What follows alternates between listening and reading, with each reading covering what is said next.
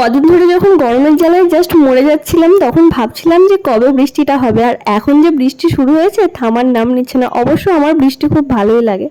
আর আজকে রবিবার, একটু মাংস হবে, আর মাংসটা আজকে একটু আলাদা আলাদা বলতে কিছুই না, চিকেনই হবে। কিন্তু এই যে স্কিন শুদ্ধ চিকেন, এগুলো আমার খেতে খুব ইচ্ছে করছিল। আর বনগাঁতে সব জায়গাতে এই মাংস পাওয়া যায় না, অনেক খুঁজে খুঁজে একটা দোকান থেকে নিয়ে আসা হয়েছে। আর এই মাংসগুলোর না টেস্ট একটু আলাদা হয়, তবে সব দিন খাওয়াটা ভালো না, সব দিন খেতে ভালো লাগে না। যেহেতু এখানে সব দোকানে এই মাংস পাওয়া যায় না হাতের কাছে, সেই জন্য একটু বেশি করেই নিয়ে চলে এসেছে। অর্ধেকটা আমি ফ্রিজে রেখে দিয়েছি আর বাকিটা রান্না করছি, একদম দুবেলার রান্না হবে। একটু কষা রাখবো আর বাকিটা আলু দিয়ে পাতলা ঝোল টাইপের করব। কদিন আগেই আমি একটা ভিডিওতে বলছিলাম যে বড় হোক ছোট হোক প্রতিদিনই আমি প্রায় একটা করে ভিডিও দেওয়ার চেষ্টা করব, বাট আমি জানি সেটা আর হয় না আমার। ঠিক এইবারও তাই হয়েছে। প্রায় এক সপ্তাহ পরে আমি আবার একটা ভিডিও এডিট করতে বসেছি। আর এই মুরগির পাগুলো, যেহেতু গোটা মুরগি নেওয়া হয়েছে সেই জন্য তার সাথে মুরগির পাও দিয়েছে।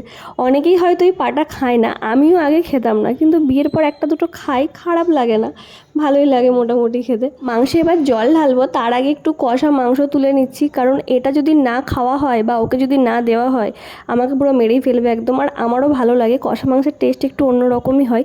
যেটা স্নান করতে যাওয়ার আগে আমরা একটু বসে 2 পিস করে অন্তত খেয়ে নিই, তারপরে যাই স্নান করতে। এই যে একদম সেই চাতকের মতো বসে আছে কখন মাংস কষা হবে আর কখন খাবো।